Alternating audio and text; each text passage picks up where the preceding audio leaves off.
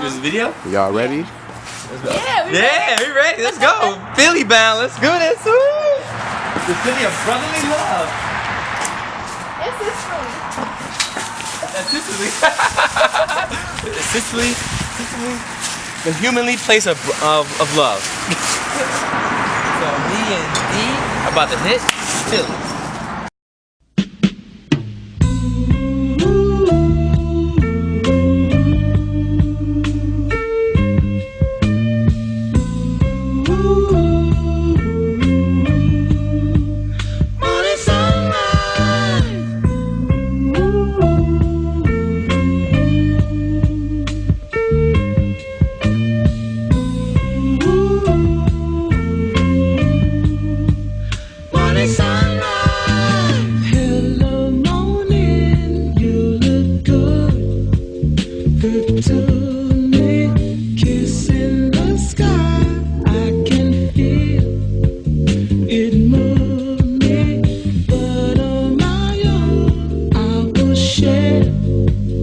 This morning, kiss the sunrise with my eyes.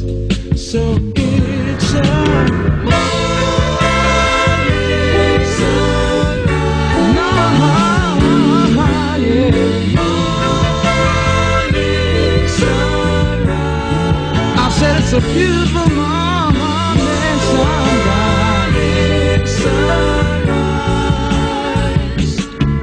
If I ever hear you say, ooh,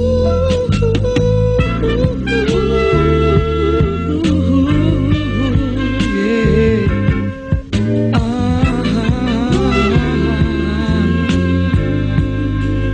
morning sunrise, flowers will bloom in the spring.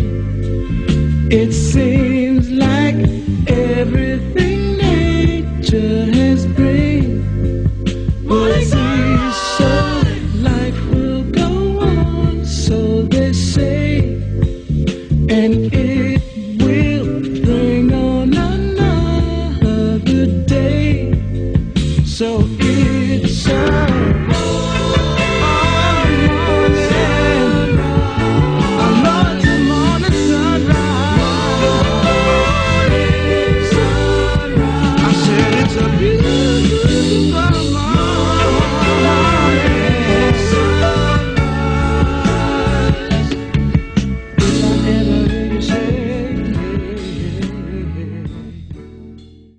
how many people ready for y'all feature? Hey.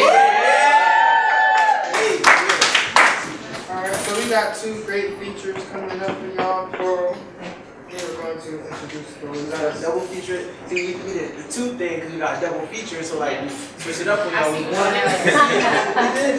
Alright, so first bio is for M.D.N.I.G.H.T. He's an artist. His pseudonym is an acronym. His pseudonym, which is Midnight, is an acronym for which stands for Messiah is dominant now, inspired God helps treat. Trishi being his birth name is how he was a messenger. He was raised by three most important women in his life: his great-grandmother, his grandmother, and his mother. These three women were the ones that shaped him into the person he is today, having all of his ingredients and most important, the main element in his life, God. Has brought midnight to the junction on his journey. Trishi, hold up. You got the correct one?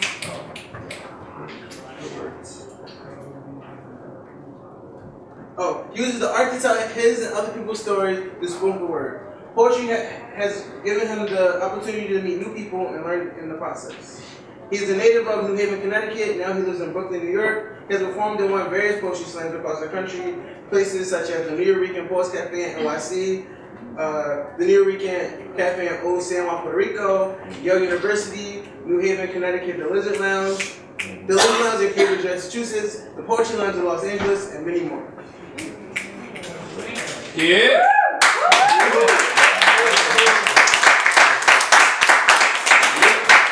Also, just on stage with him will be Colin.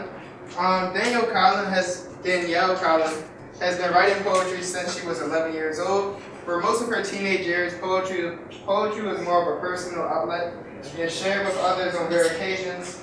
In college, she started writing more seriously as well as reading and performing her poetry more often. As an undergraduate, she majored in English with a concentration in African American literature and creative writing. She went on to pursue a master's in English and a master's in Africana Studies, concentrating in African American literature and creative writing. In 2010, she started performing under her abbreviated name, B. Colin, and traveled to perform professionally in the tri-state area, including the New York Poets Cafe. Since then, she's been all over. She's been featured at poet venues in Connecticut, New York, New Jersey, Maryland, Rhode Island, Massachusetts, Pennsylvania, Ohio, Michigan, and Vermont. And internationally, she was in London, England, Glasgow, and Scotland. In 2011, she was accepted and attended a poetry workshop with performing as part of the Voices of Our Nation's Arts Foundation's writing workshops for writers of color. D. Collins self-published her first collection of poems and prose in 2015. It is entitled Dreaming in Creole and is in homage to her Asian heritage and history. Her poetry work has also involved teaching poetry workshops, especially for teenagers.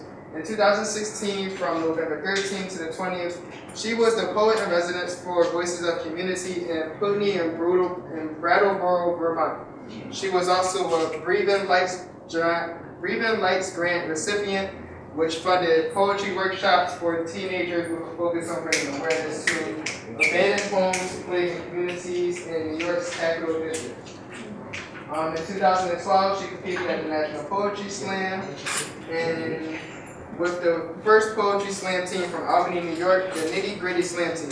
In 2016 and 2017, she won a spot to compete at the Women of World Poetry Slam, Brooklyn and Dallas, and is currently ranked 35 out of 96 women from around the country and internationally.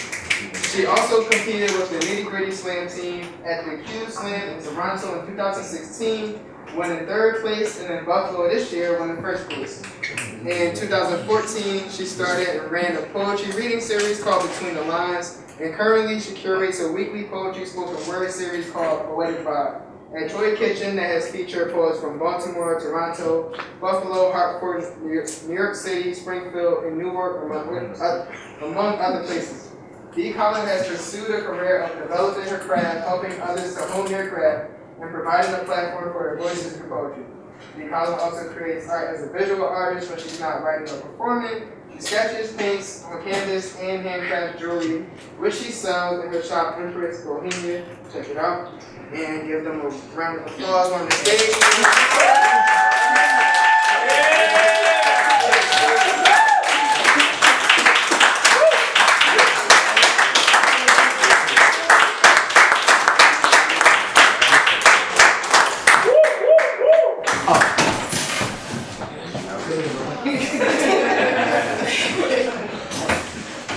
After a while, I was like, damn. How y'all doing? Good. Happy to be here. Happy. I'm gonna start off with a couple poems from my book, Dreaming in Creole.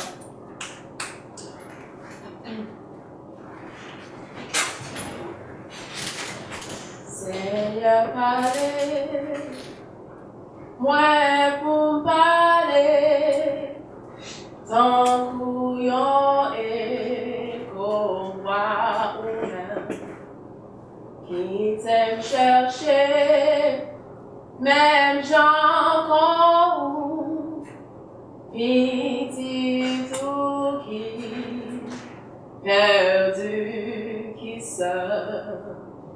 Guide Seigneur pour guider pied monde qui prend mauvais chemin bon manger pour capable nourrir monde qui grand goût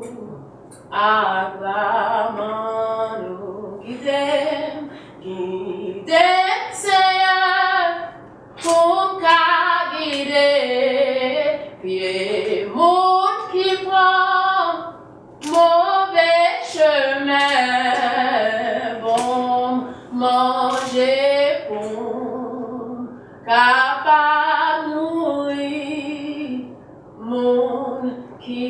I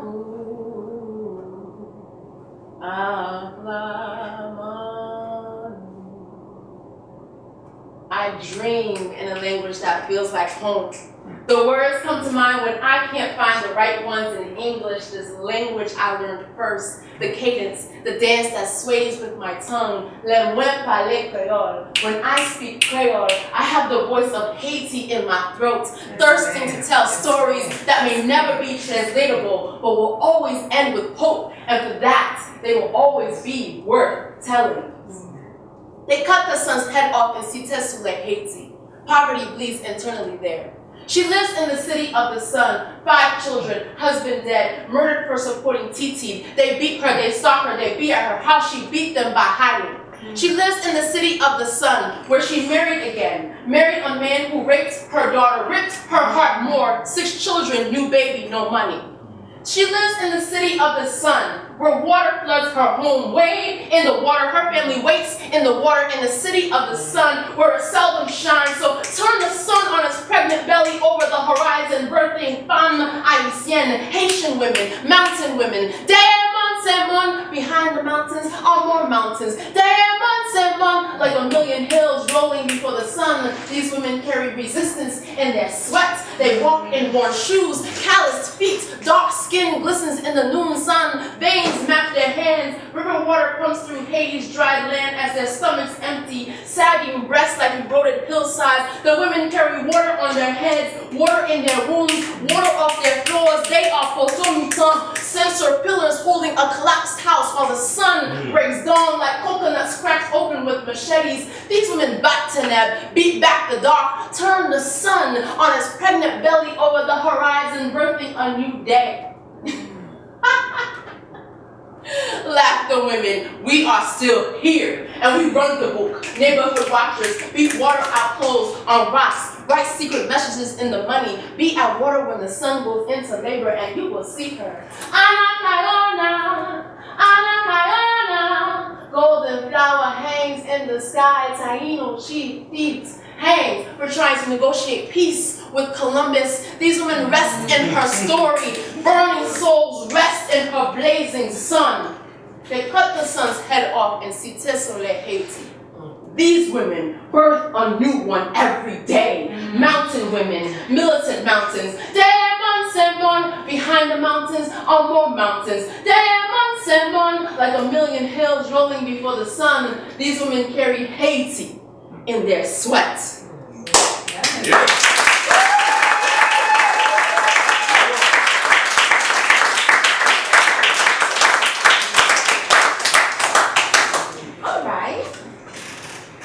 I have to say, I really enjoyed everybody who came up here.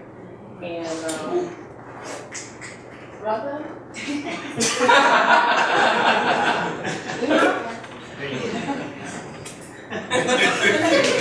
That right there? Woo! I have no words for that. So I have a couple new pieces. I'm working on a new collection of poems. And this one's called When America Was Great. So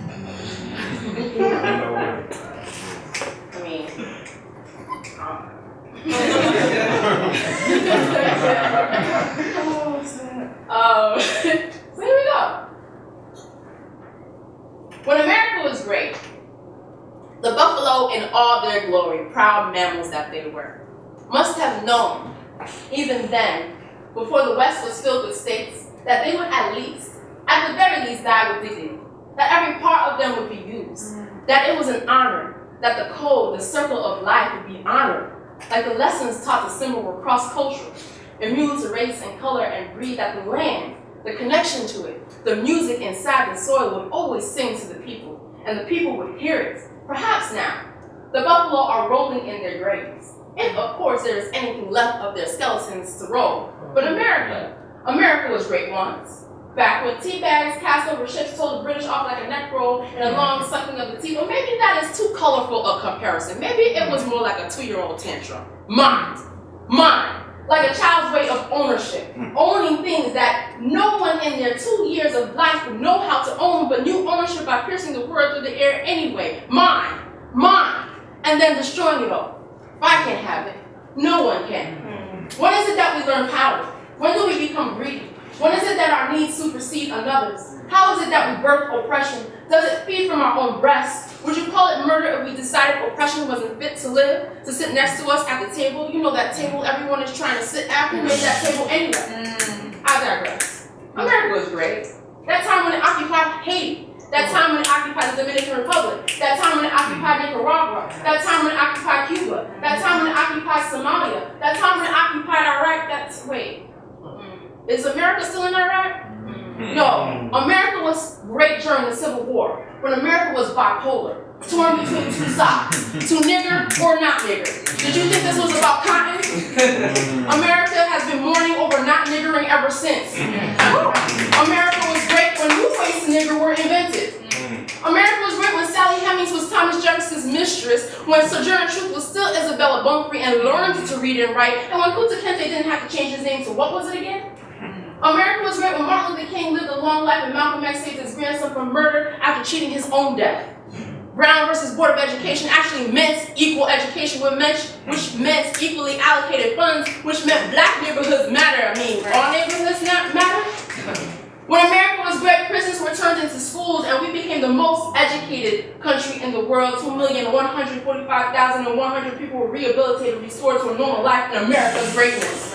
When America was great, Langston Hughes changed the title of his poem, I Too, to I am America, I am America, I am America, I was always America, right?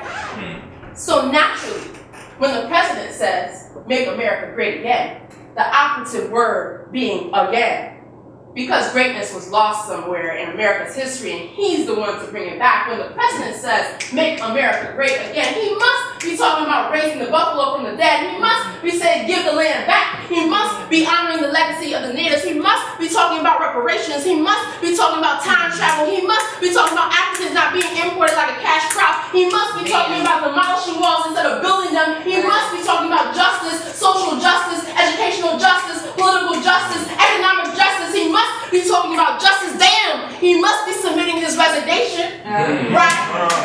Right? Yeah.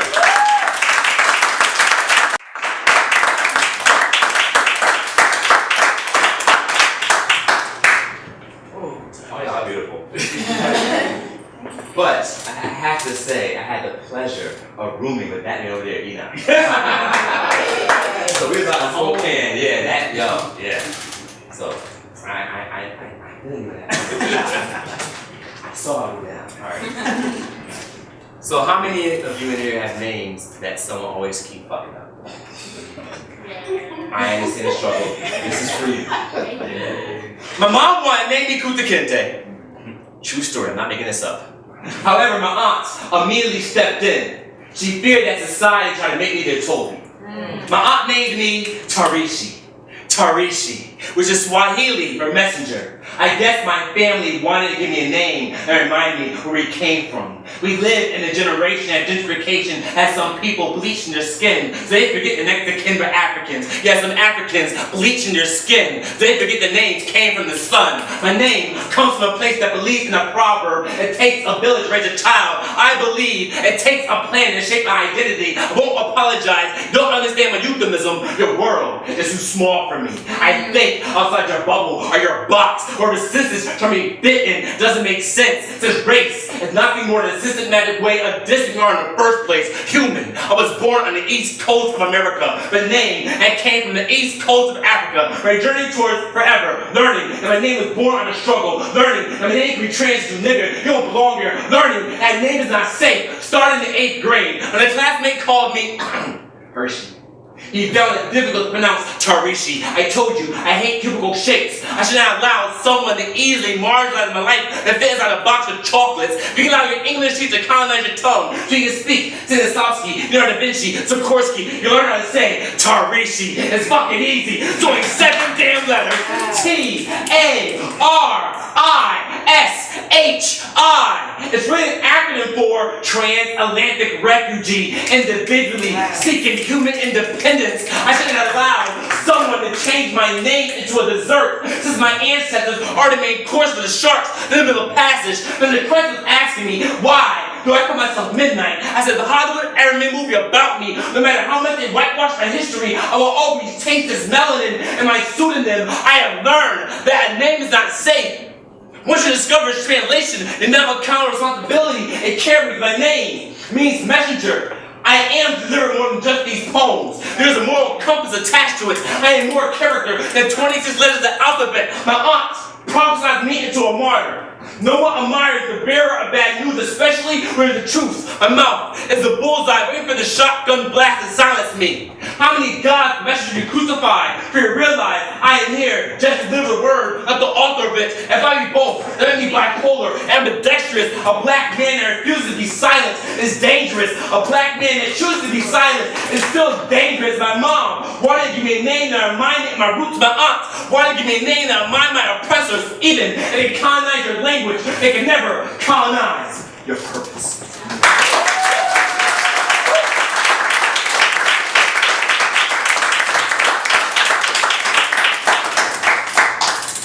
So we live in this place called America. I love it. I was born here. So we have like a lot of holidays and stuff like that. So and Thanksgiving is in my corner, and that Thanksgiving should be Christmas. So yeah.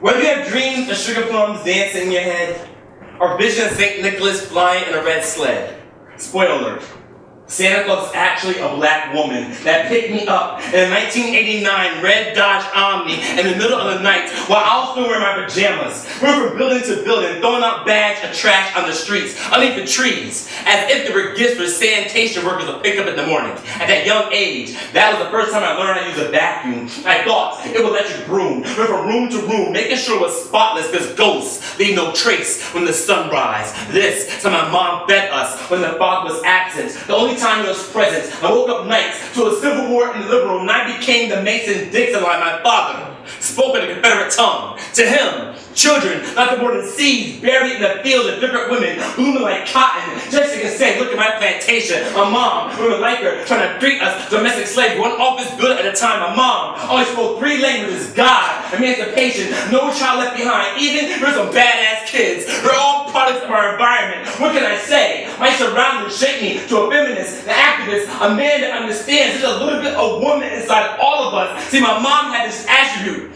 She served our conversations like a bartender from my whiskey, straight. She never sugarcoats anything. She knows how diabetes runs in the black family. We can't get this poetry from. I spit every sentence with the intent of the male patriarchy. I laugh at the irony of men that say they want an independent woman who are intimidated by a strong one. Last time I checked, weak women are raised shocked to the warriors. Last time I checked, weak women are raised men but God, my mom, women like her. This is why I'm fearless. I'm an adrenaline junkie. This little boy inside of me likes playing with fire. So I can burn every Confederate flag, wave inside the mouths of men that force women to pretend they're taking their children on a field trip in the middle of the night. They know love conquers all except eviction notices. A mom, women like her, who's had such a vivid imagination. I treat every single day as Mother's Day, or Women's Day, or any day that appreciates a woman. She gave me a gift I can never give back. Women are living an example of it's better to give than receive. They're always given, even though they don't receive anything back. I believe God celebrates Mother's Day because He knows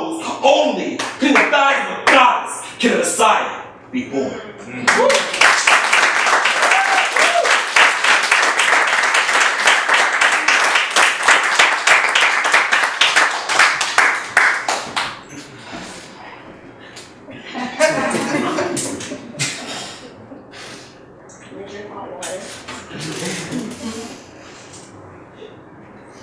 We all need an exhale.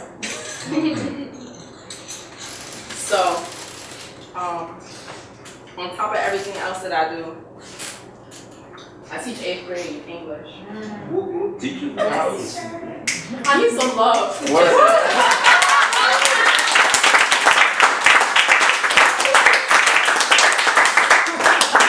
Because you know, they feeling themselves. And I'm like, I had to really think about it. Like, was I feeling myself like in middle school really liked this when I was in middle school. It's a whole different thing when you're on the other side of the desk. So I want to memorize this piece, so I've been performing it, and it's also going to be in my next section. I have copies of my Jimmy and Kurt book also in my house if you're interested. But this piece is for every black woman who's been called angry.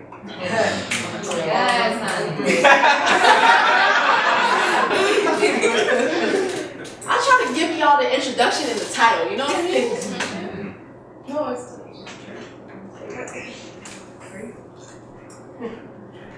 I've been trying not to be an angry black woman. Make sure I smile a little in public. Seems like the understanding is that our facial expressions do not lend to other emotions, that the fear is we stay ready to start a commotion just because. Like there are no reasons to be black, a woman, and angry at the same time. So don't you know on most days I turn my smile into a protest, but the rest is a crooked upwards battle. I've been trying to rise like Maya Angelou's dust. Every time there's some bitter, twisted lies. Been trying to be black girl magic without a spell to conjure over this hurt, this pain, this rolled up thunder pressed between my ears. I've been trying to sew invisibility cloaks to drape around my children for protection, only to find out they invisible already without protection. I've been trying to tell my daughters to not be angry, that sass might get you sassed, that kissing the pavement ain't better than going home. They will say you had too much attitude, refuse to see the smile pressing through from behind your teeth, the world on your shoulders like the mule you are. They will wonder how you made it anyhow. How somehow they haven't killed you yet, being angry and all. And ain't that the point? That Harriet Tubman had to be an angry black woman, that Sojourner Truth had to be an angry black woman, that Assata Shakur had to be an angry black woman, that Fannie Lou Hamer had to be an angry black woman, that Rosa Parks had to be an angry black woman, that Shirley Chisholm had to be an angry black woman, that Ida B. Wells had to be an angry black woman, that Coretta Scott King had to be an angry black woman, that Betty Shabazz had to be an angry black woman. And ain't that the point? That I have every right to be angry about our trees cut down and the roots left there naked in the sun, about history being his story one too many times, about the corrections to my language when my tongue was already cut out, about gentrification, about discrimination, about appropriation of my culture, my body, my colloquialisms, about bullets spraying like a carnival game on victims with no weapons, about being called everything but my name, Mammy, Jezebel, Ratchet, bitch, about the prison industrial complex, about this reflection someone put in the mirror that ain't my own. I have every right to break the glass. This anger ain't yours to police, ain't yours to cage up like a bird, ain't yours is the point. Right. I've been trying not to be an angry black woman. Truth is, I ain't trying no more. And you gonna be glad one day. I said you gonna be glad one day. I was angry enough to change the world. Right.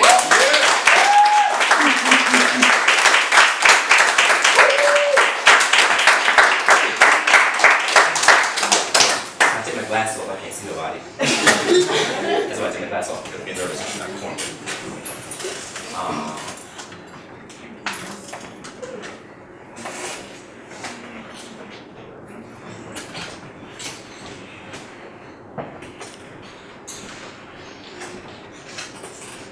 By definition, a bicycle is a vehicle with two wheels in tandem. I can't stand them damn things. They just look at them. They're always in the way when I'm driving. Streets are paved for cars. Not these damn bicycles to be riding. Now, someone decided to get in their own lane. What type of affirmative action is this? They're trying to integrate bicycles into a system made for cars.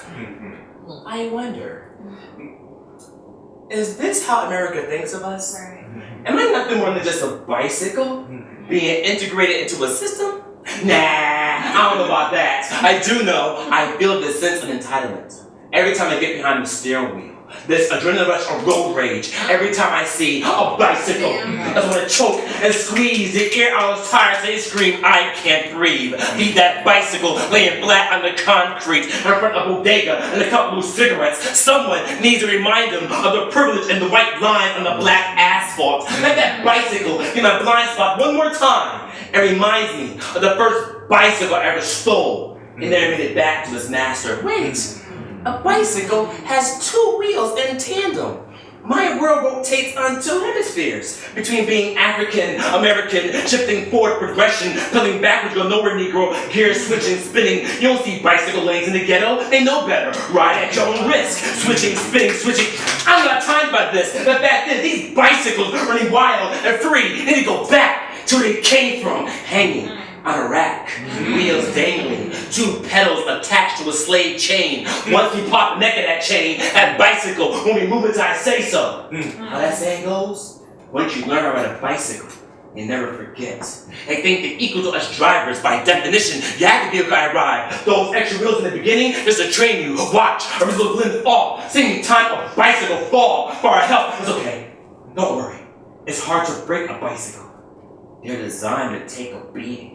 All colored metal frame attached to a chain. The system is doing just fine. Doing design to keep those bicycles in line. Should be grateful. You know, we're about getting lost in a traffic jam. Don't let rush hour remind you that it feels like to be seen and not heard. Should be thankful. I'm sharing a real life with you. You inconsiderate, indignant, ready to go break. Oh my God. Seatbelt check. Do I really sound like that one driver? Trying to convince myself racism doesn't exist? Every time I say, I'm not a racist. I really like bicycles. As a matter of fact, I even own one.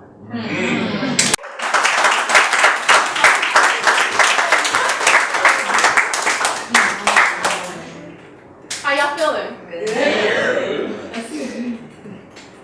I had this poem in my head that I said I was gonna do, and then now I just became really indecisive. So now I'm not sure. It's gonna be about Haiti.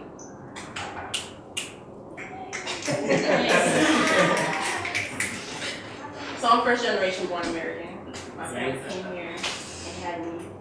And my uncle, the story is my mom was really gonna have me in Haiti, but my uncle was like, no, like she needs to be American. So he paid for everything. And that's the reason he's my godfather. So, he earned it.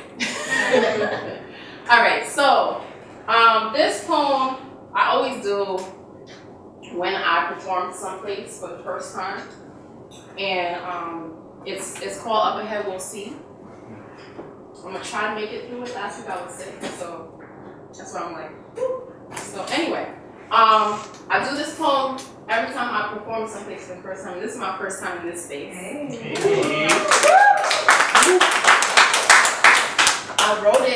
I wrote it in 2010 after the earthquake that happened in Haiti. And the reason why I choose to do it in a space that I'm in for the first time is because, like any tragedy, we hear about it in the news for a couple weeks, maybe a month, and then it's gone, you know? And that's every tragedy, right? And there's people who are still dealing with the after effects of the earthquake even now, just like any tragedy. There's still people who are dealing with the after effects of Katrina, you know? So, and we don't talk about those things, and we don't always have a space to talk about, like, well, what happened after, and what happens now, and what are we feeling now, and how do we unpack that? So I find it important to bring those things up. And so I'm gonna do this poem.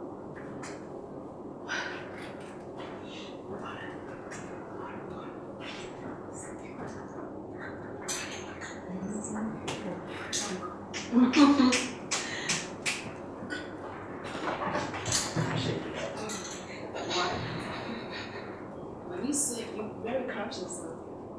Anyway, that's too much.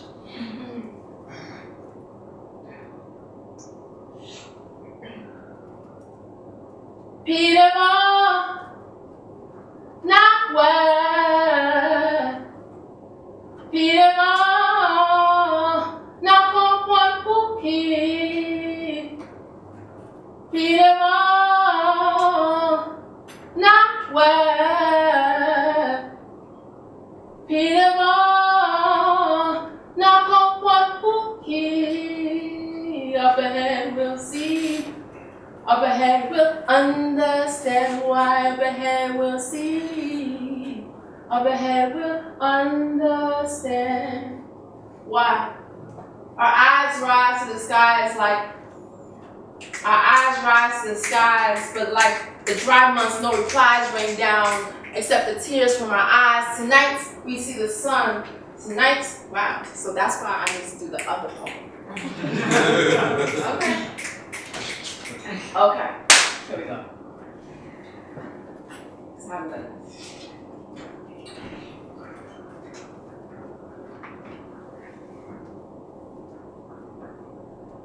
Peter Moore, not word. Peter Moore, not one cookie. Peter Moore, not word. Peter Moore, not one cookie. Up ahead we'll see. Up ahead we'll understand why. Up ahead we'll see. Up ahead we'll understand why. Our eyes rise to the skies, and like the dry months, no replies rain down except the tears from our eyes. Tonight we see the stars, and they are our only company. And for those of us who cannot see from beneath debris, hear the men, women, children scream, "Amwe!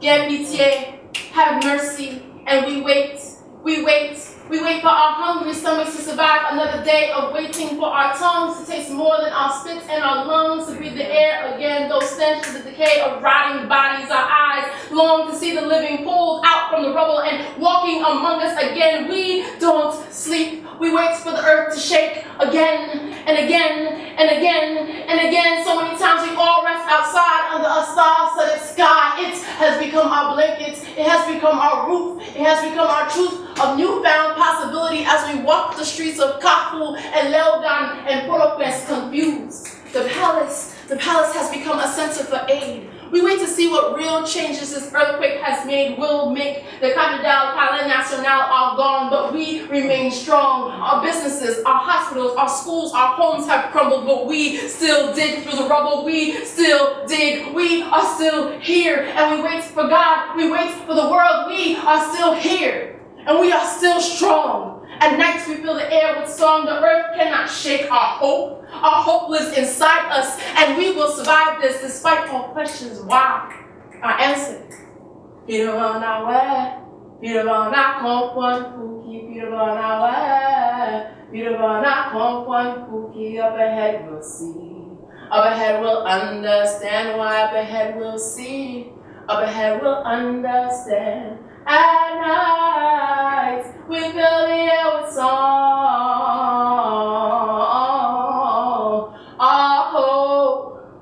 Our hope remains unshaken.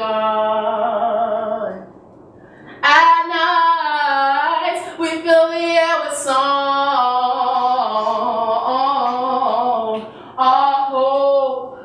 Our hope is still alive. That's why we sing. Peter Van Away, Peter Van Akompan Cookie, Peter Van Away, Peter Van Akompan Cookie. Up ahead we'll see. Up ahead we'll understand why. Up ahead we'll see. Up ahead we'll understand. Peter Van Away, Peter Van Away, Peter Van Akompan Cookie, Peter Van Away, Peter Van Away, Peter Van Akompan Cookie, Peter Van Away, Peter Van Away, Peter Van Akompan Cookie, Peter Van Away. Peter Van Away, Peter Van Akompan Cookie. Up ahead we'll see. Up ahead we'll understand why. Up ahead we'll understand why.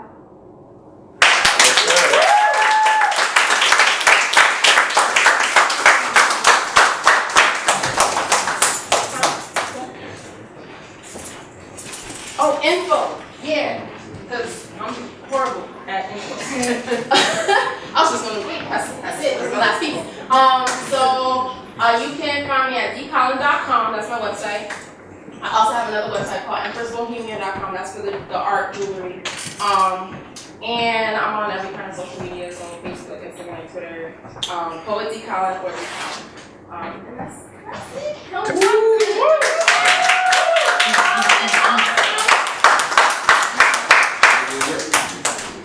Where can we find you midnight?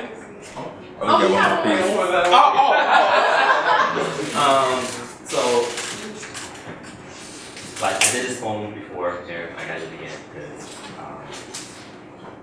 I really like writing poems about love and stuff like that. And I'm hearing some. So how many understand the concept of once you say something, you put it out there, you can never get it back. So if you're gonna say something, make sure you mean it, because once it goes out there, you can never get it back. So this is one of my favorite pieces. It's titled The Sacrifice, Part 1, Revelation.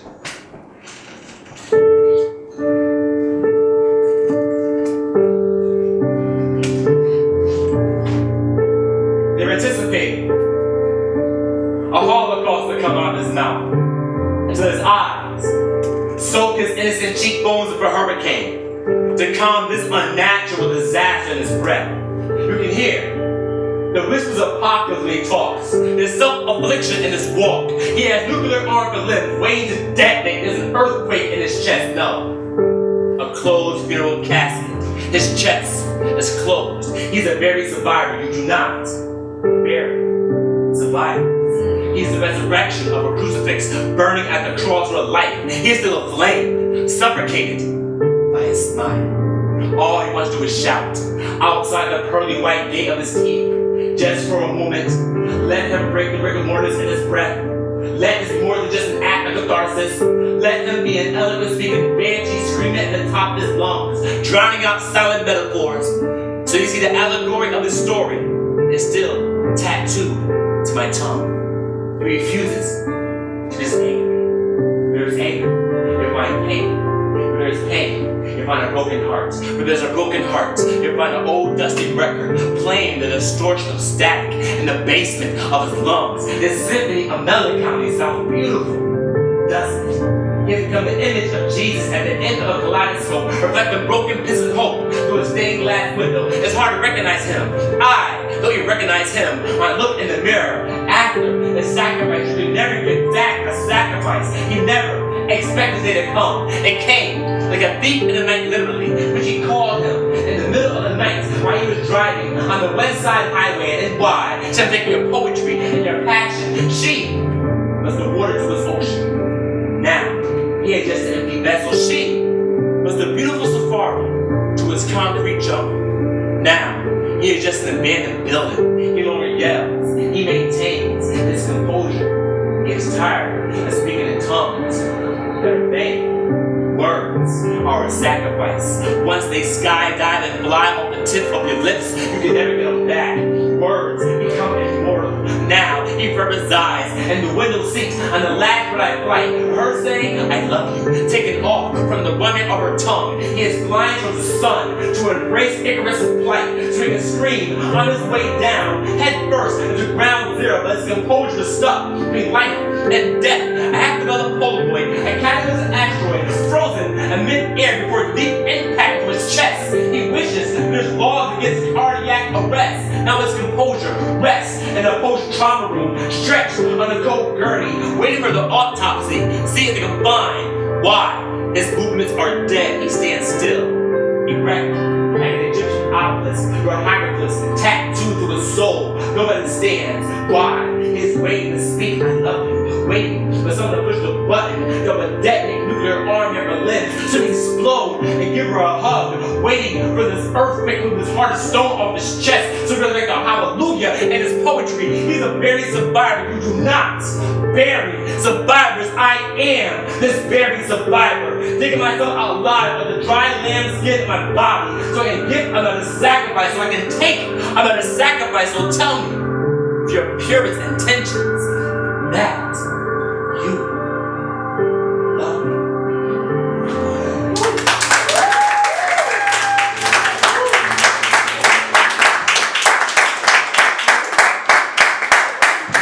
Yeah, I was about to say, where can we find this? So, I travel, do workshops and stuff like that, and you find me on every social media at 13th Midnight, 13th Midnight.com, Instagram, Twitter, Tumblr, all that stuff.